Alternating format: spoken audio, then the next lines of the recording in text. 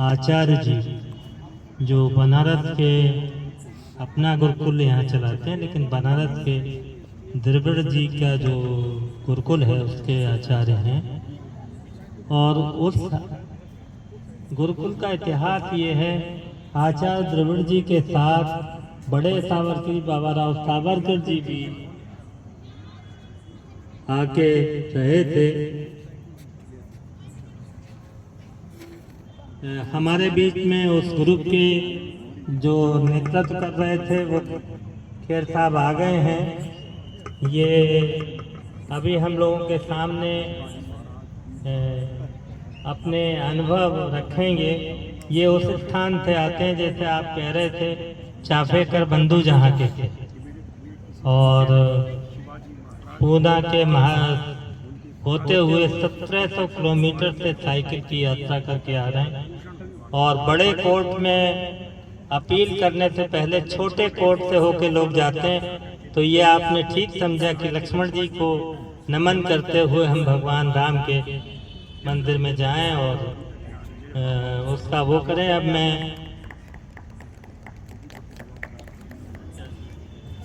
अपने बीच में गजानन खेरे जी हैं जो इस पूरी यात्रा के संयोजक के रूप में हैं।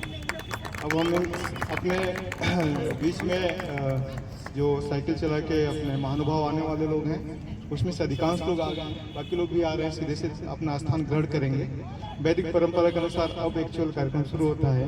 तो हम आचार्य पारसमणि शर्मा जी से और उनके विद्यार्थियों से निवेदन करते हैं कि वो एक वैदिक मंत्रोच्चार के साथ और अपना आज के कार्यक्रम का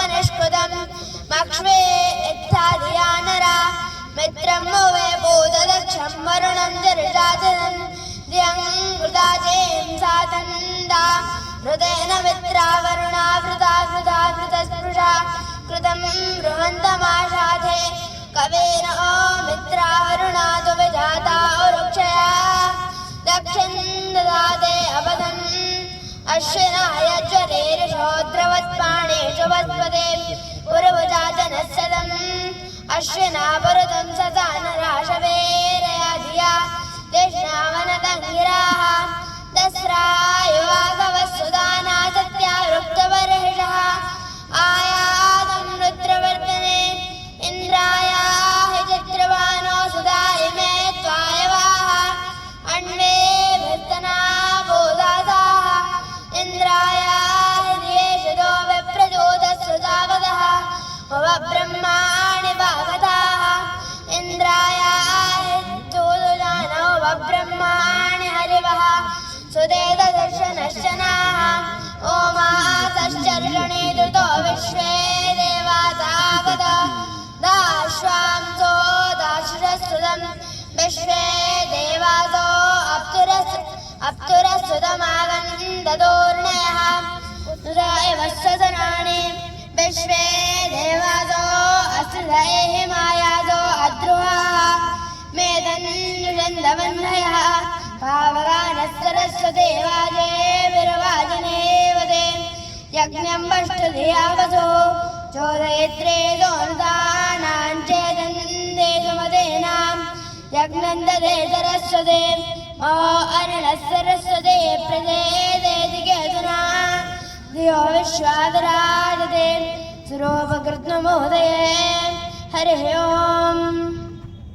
तो अपने बीच में गजानन जी हैं। गजानन जी से मैं निवेदन करूंगा कि इस पूरे कार्यक्रम का आपका मंतव्य क्या था, इसको शुरू करने का आपका अनुभव क्या रहा है इस पूरी यात्रा में, और आगे फिर इसका क्या उद्देश्य है, उसके लिए आप अपना एक संक्षिप्त इस कार्यक्रम के निमित्त, इस अभियान के निमित्त एक विवरण रखने की कृपा करें। आदरणीय गजानन जी।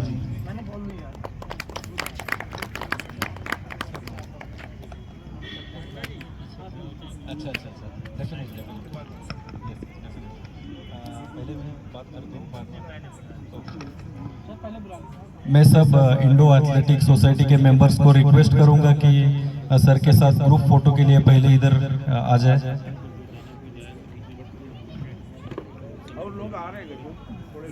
नहीं, जितने भी है उतने आ जाओ। Because of traffic and all the things we are not aware of the Lucknow से रह गए।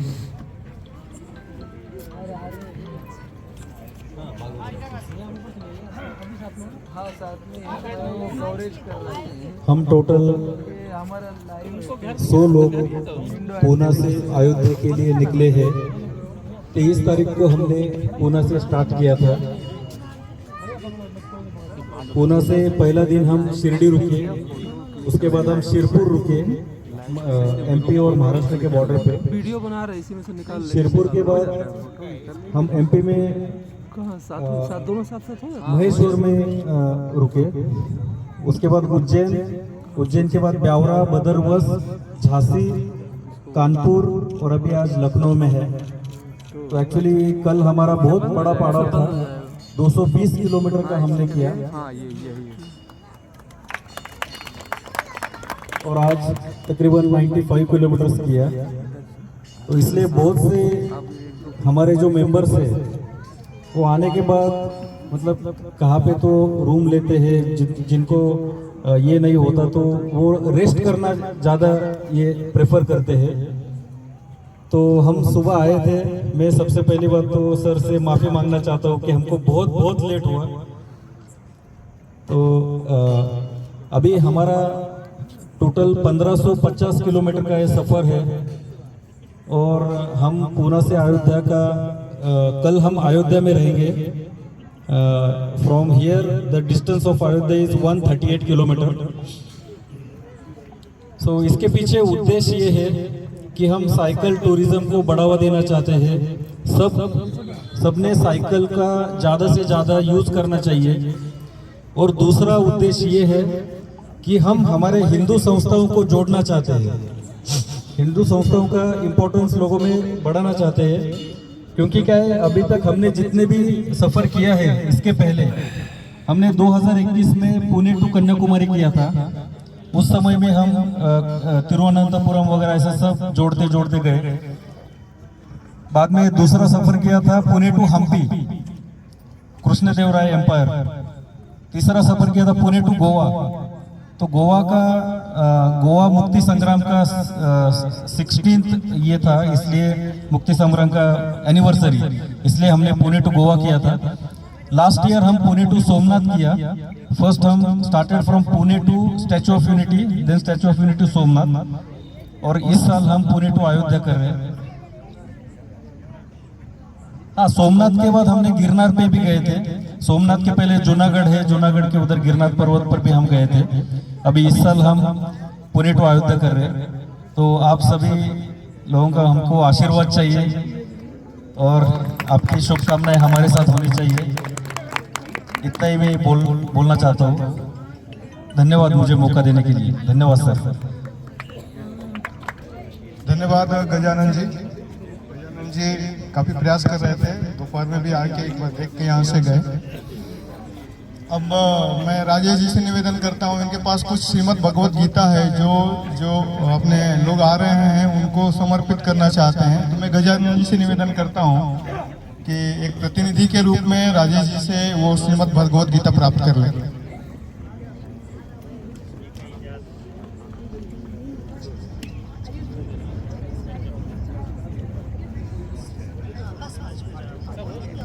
हमारे बहादुर साथी महाराष्ट्र से यहाँ पर आए हैं। मुझे बहुत गर्व कहने में हो रहा है कि शिवाजी महाराज के दरबार में मेरे एक पुरखे ने, जिनका नाम कवि भूषण त्रिपाठी था, उन्होंने उनके दरबार में अपनी सेवाएं प्रस्तुत की है।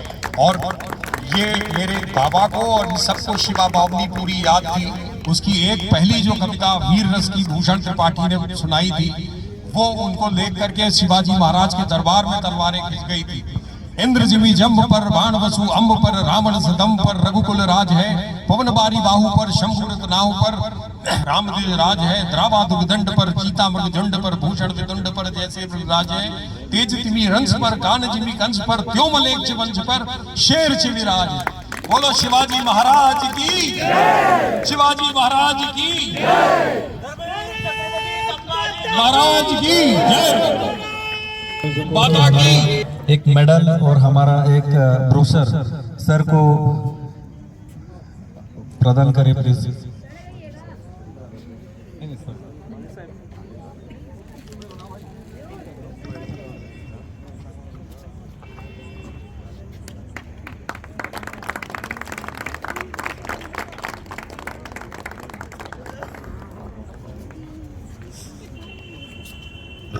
श्री अजय दत्त शर्मा को भी एक मेडल प्रदान करें।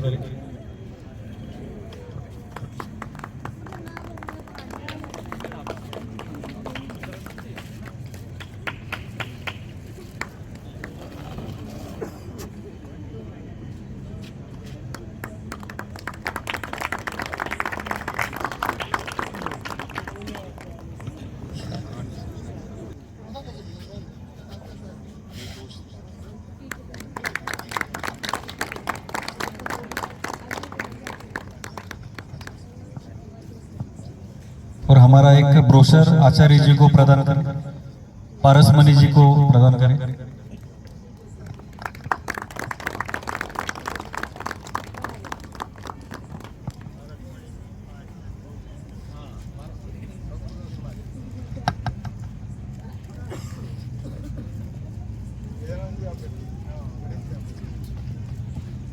सर्वेभ्यो नमो नमः। जैसा कि हम सभी जानते हैं कि पुणे से लेके हम अयोध्या दर्शन के लिए जो साइकिल के माध्यम से चल रहे हैं, उन सभी का हम लक्ष्मणपुरी में स्वागत कर रहे हैं। जैसा बताया गजा जी ने कि इससे पूर्व हम कर्णपुर में स्थापित हुए, जहां लवकुश जी का जन्म हुआ था और शिक्षा आदि हुई थी। उससे पूर्व इन्होंने बताया कि हम झांसी में रुके, जहां हमारी जो वीरांगना थी उनका वो क्षेत्र था। उसके साथ में वहां पर भगवान निशिंभ का भी एक मंदिर है, जिसकी बहुत महिमा है, पास में ललितपुर में। तो उस स्थान से हम अब आज लक्ष्मणपुरी में हैं और कल भगवान अकारण करुणानिधि हमारे भगवान पूज्य जो रामचंद्र जी हैं, उनका दर्शन आप लोगों को होगा। तो उस क्रम में हम आपको बहुत बहुत स्वागत करते हैं अपना लक्ष्मणपुरी में। साथ में साधुवाद भी करते हैं कि आपके पूर्वजों के कुछ कर्मों के अनुसार, आपके पूर्व जन्म के कर्मों के अनुसार आपके मन में ये निर्णय आया कि हम प्रतिवर्ष किसी न किसी तीर्थ को या धर्म के जो संस्थाएं हैं जो धार्मिक कार्य आदि कर रही हैं, उनको जोड़ते हुए हम तीर्थ का करें, जो प्रायः लोगों के मन में नहीं आता है। तो ये आपके पूर्व जन्मों के कुछ कर्म हैं, जिसके कारण ही आप इसको कर रहे हैं। और आपके पूर्वजों का आशीर्वाद है, जो किसी लोक में, किसी जन्म में, किसी क्रम में वो होंगे, तो वो इसका परिणाम जो उनको प्राप्त होता है।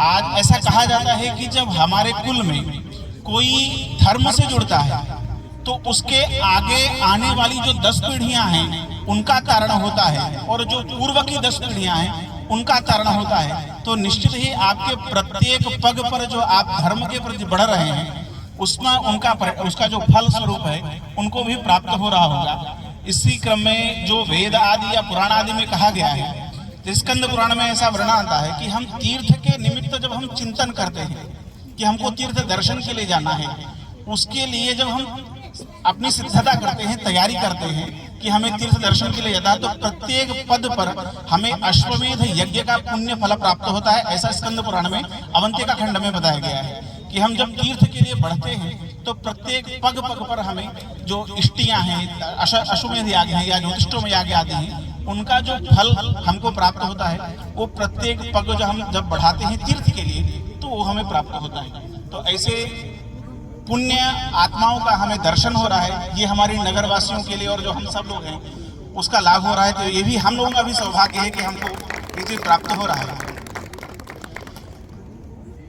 इसी क्रम में हम वेद, जैसे मैं गुरुकुल का संचालन कर रहा हूं, तो वेद में ये कहा जाता है कि भगवान की श्वास, यस्य निश्वसितम वेदः, भगवान जो वेद है वो भगवान की श्वास है। तो हम लोग ज्ञान के माध्यम से इस भवसागर, जो भवसागर है, उसके तारण के लिए हम लोग ज्ञान का मार्ग हम लोगों ने चुना है कि तो ज्ञान का मार्ग बताता है कि क्या उचित है, क्या अनुचित है, क्या करना, क्या नहीं करना।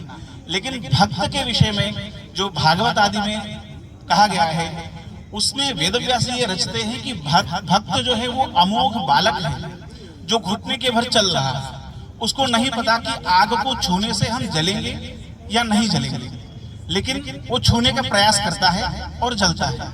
ऐसे ही भगवान कहते हैं भक्त वो अमोघ बालक है जो इस भवसागर को, मैं उसके घुटने के बल जो चलता हुआ बालक है उसको अपनी उंगली पकड़ाकर और इस भवसागर से हम उसको तार देते हैं, ऐसा भगवान कहते हैं। तो इन सभी भक्त पूज्य आत्माओं को मैं भूल भूल साधुवाद करता हूँ और स्वागत करता हूँ।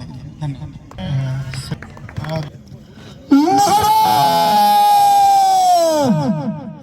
गणपति गजाश्वपति भूपति प्रजापति सुवर्ण रत्न श्रीपति अष्टावधान जागृत न्यायालंकार मंडित शस्त्रास्त्र शास्त्र पारंगत राजनीति धुरंधर प्रौढ़ प्रताप पुरंदर क्षत्रिय कुलावतंस सिंहासनाधीश्वर छत्रपति श्री शिवाजी महाराज की महाराज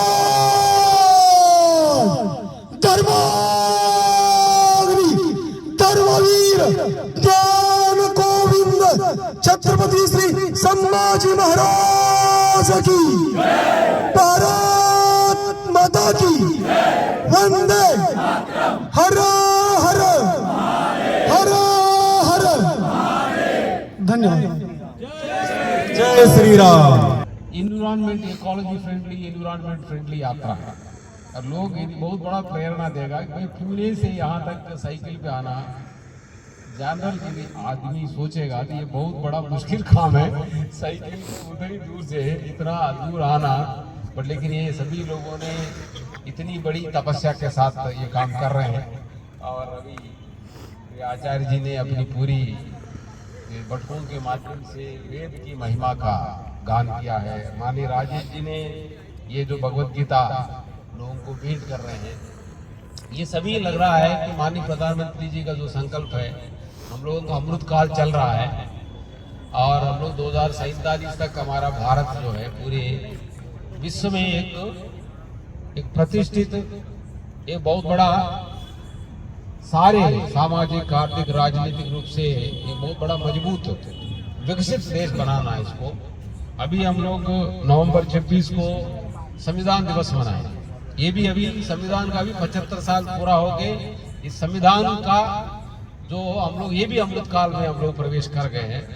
तो इस तरह की बहुत सारी गतिविधियां हमारे देश में होना है, सामाजिक, आर्थिक, राजनीतिक रूप से कैसे देश मजबूत हो, लोगों के अंदर की आज के डेट में बहुत बड़ी समस्या है। यूथ में बहुत सारी विकृतियां, बहुत सारे व्यसन आ गए, बहुत सारे व्यसन आ गए हैं। लोगों के अंदर मानसिक रूप से लोग यूथ बड़ा कमजोर हो रहा है। इनको मजबूत बनाना पड़ेगा, शारीरिक रूप से भी और मानसिक रूप से भी। इन सभी लोगों को नकारात्मक भावनाओं से इनको सकारात्मकता की ओर लानी पड़ेगी। हर एक कॉलेज में, हर एक संस्था में संवाद करना पड़ेगा। जो महापुरुषों का, माननीय वीर सावरकर हो, माननीय शिवाजी हो, जितनी हमारे महापुरुष आजादी आंदोलन के जो महान योद्धा है और अध्यात्म के महापुरुष हो, सूत्रों के आधार पर लोगों को अच्छी भावनाओं के साथ ओतप्रोत करते हुए इनको मानसिक रूप से भी, शारीरिक रूप से भी, आध्यात्मिक रूप से भी सशक्त करते हुए सामाजिक, आर्थिक, राजनीतिक रूप से देश को बड़ा मजबूत बनाना पड़ेगा। जितनी छोटी छोटी विवाद है हर जगह पे, गांव-गांव में विवाद है, बहुत सारी जाति, क्षेत्र, भाषा, इन सारे छोटे छोटे भेदभाव लोगों में है। इन सब को दूर करते हुए भारतीयता की भावना को सुदृढ़ करना पड़ेगा। बहुत सारे सकारात्मक ऊर्जा लानी पड़ेगी। स्कूलों में, कॉलेजों में, सब जगह पे एक बड़े होनहार, बड़े सकारात्मक, बहुत प्रोडक्टिव हर एक क्षेत्र में, एग्रीकल्चर हो, पशुपालन के क्षेत्र हो, ये जो हमारी वैज्ञानिक क्षेत्र हो, सभी क्षेत्रों में हम लोग विकास की ओर ले जाना पड़ेगा लोगों को। जो विज्ञान है, बाहर का विज्ञान है और भीतर का विज्ञान है। अभी जो गीता दिया गया है ये बहुत बड़ा विज्ञान है। भगवान बोलते हैं कि ये विज्ञान के आधार पर जो चलेगा, व्यक्ति अपने लिए भी और समाज के लिए भी बहुत बड़ा ये प्रकाश स्तंभ बनेगा। ये बड़ा दिव्य शास्त्र है ये। तो ये भी अभी माननीय राजेश जी के द्वारा आप सारे साइकिलिस्ट को दिया। आप तो शारीरिक रूप से मजबूत आइए, यदि ये शास्त्र पढ़ेंगे, ये शास्त्र आप लोगों को बहुत बड़ी ताकत देगा। ये भगवत गीता है। ये भगवत गीता का जो अध्ययन करेगा, जो पढ़ेगा, ये जो भगवत गीता का सूत्रों को ना समझते हुए जो कार्य करता है, वो बहुत आगे नहीं जा सकता। क्योंकि जीवन में बहुत सारी भ्रांतियां हैं लोगों में, समाज में बहुत सारी तरीके की भ्रांतियां हैं। वो सारी भ्रांतियों को दूर करने की ताकत भगवत गीता में। हमारे सारी अध्यात्म में है तो हमारा सारा वेद, वहां पे कोई कमी नहीं है। 100% ईश्वरीय संविधान की व्यवस्था है। लेकिन ये भगवत गीता उन सबका सार है। ये सारी भारतामृत सर्वस्वम कहा गया कि विष्णुर वक्त्रात् विनिष्णुता। ये बहुत बड़ी हमारी शास्त्र है। तो बड़े ही छोटा किताब दिया हुआ है। मैं चाहता हूँ सभी लोग इसको ठीक से इसको अध्ययन करें। जो व्यक्ति इसको छोड़ के, ये शास्त्र विधि है, ये भगवत गीता में स्वयं कहा गया कि यह शास्त्र विधि उत्सृज्य वर्तते कामकारतः न सिद्धिम अवाप्नोति न सुखम न परां गतिम। भगवान कृष्ण स्वयं कहते हैं कि ये शास्त्र विधि को ना जानते हुए जो कार्य करता है, ना सुख मिल सकता है, ना सिद्धि मिल सकती है। सिद्धि और सुख मिलने का ये बहुत बड़ा इक्वेशन है, बहुत बड़ा फार्मूला है, बहुत बड़ा विधि विधान है। तो मैं इस मौके पर मैं चाहता हूं कि आप सब लोग बहुत बड़ा काम कर रहे हैं और हम सब लोगों को अध्यात्म के साथ जुड़ते हुए अपने अपने क्षेत्र में समग्र काम करते हुए, जो माननीय प्रधानमंत्री जो संकल्प है हम लोग विकसित भारत बनाने का, हम लोग अपना बाहर की संविधान भी पढ़ना है, ये अध्यात्म का संविधान भी पढ़ते हुए हम सभी लोग एक दूसरे क्षेत्र से रहते हुए हम सब लोग मिलजुल के काम करके अपने भारत को मजबूत बनाने में हम लोग काम करेंगे।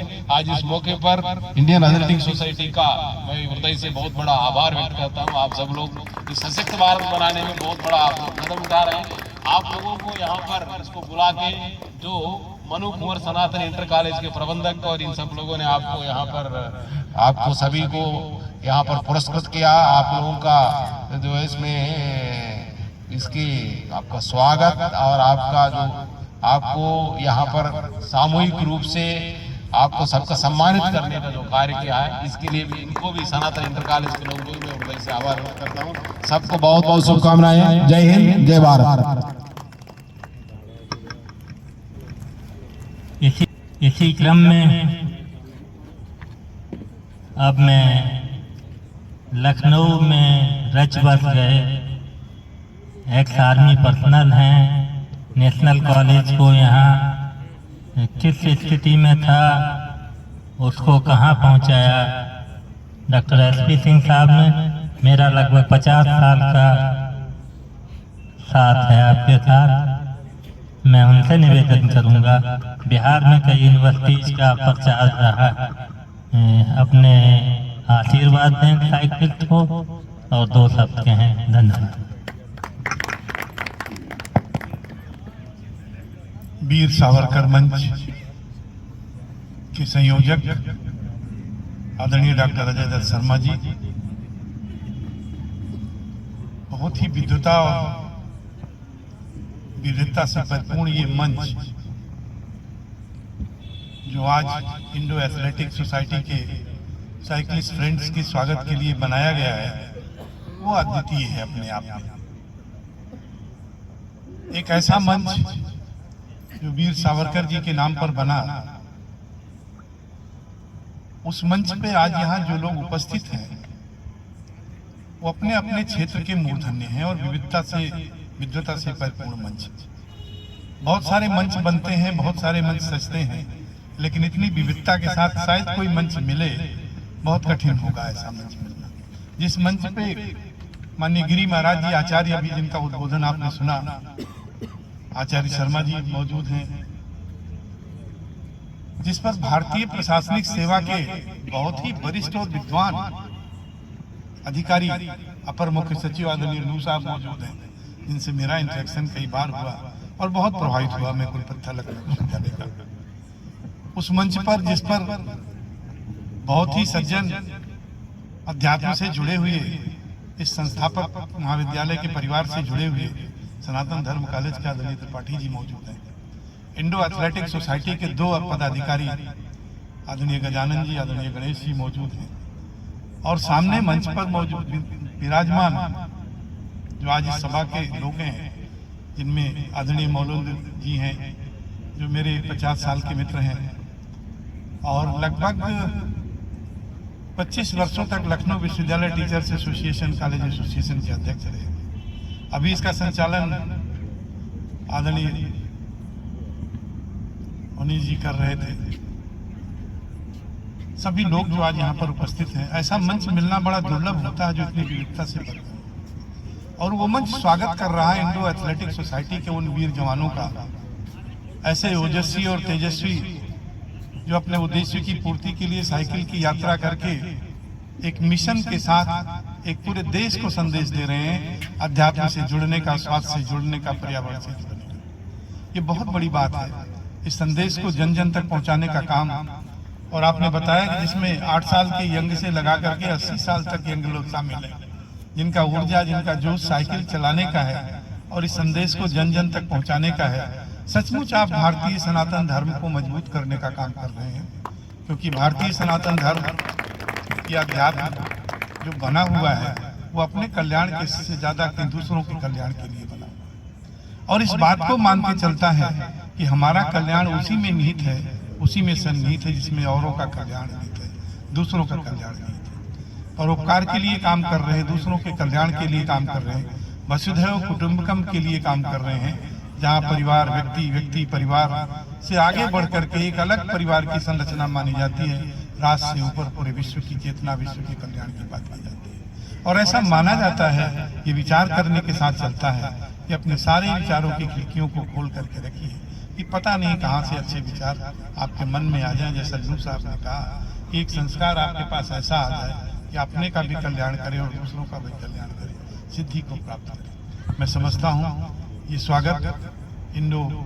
एथलेटिक सोसाइटी का जो आज यहाँ पर वीर सावरकर मंच की तरफ से हो रहा है, आपका स्वागत हर जगह हुआ होगा आदरणीय विनायक जी, गणेश जी, आप लोगों का, लेकिन इतने विविध मंच के साथ जो मंच यहाँ पर आज आपके साथ मौजूद है, इतनी वैरायटी के साथ शायद कहीं हुआ हो, मैं कल्पना नहीं कर पा रहा हूँ ऐसा कभी हुआ होगा जहाँ इसमें विविधता के लोग मौजूद हो, ऐसी जनता हो, ऐसे लोग हो, ऐसे लोग आपका स्वागत करें। एक बार पुनः आपके प्रति आभार व्यक्त करता हूँ कि आपने मौका दिया आचार्य वीर सावरकर मंच को कि आपका स्वागत कर सकें, आपके साथ आपके शब्दों के साथ शेयर कर सकें, आपके विचारों को जान सकें, अपने विचारों को आप तक पहुँचा सकें। जिससे आप हमारी इस मंच की बातों को ले जाकर के दूर दूर तक पूरे देश तक पहुंचाएं, क्योंकि आपका मार्ग बहुत अच्छा है, आगे प्रशस्त हो, आपका कल्याण हो, आप इसी तरह का जोश और ऊर्जा बनाए रखें भारत के लिए, देश विश्व के लिए। बहुत अभिनंदन आपका, बहुत आभार।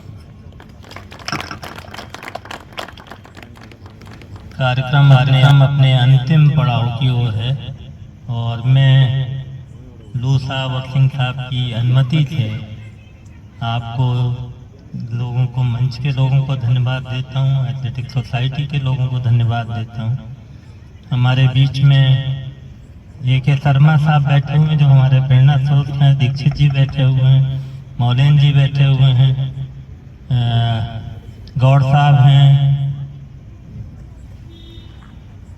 बाकी बहुत सारे लोग हैं, बालिया जी। याददाश्त सब धीरे धीरे कम हो रही है, इसलिए बाकी लोगों का नाम ले पाने में असमर्थ हूँ। यहाँ कार्यकर्ता के रूप में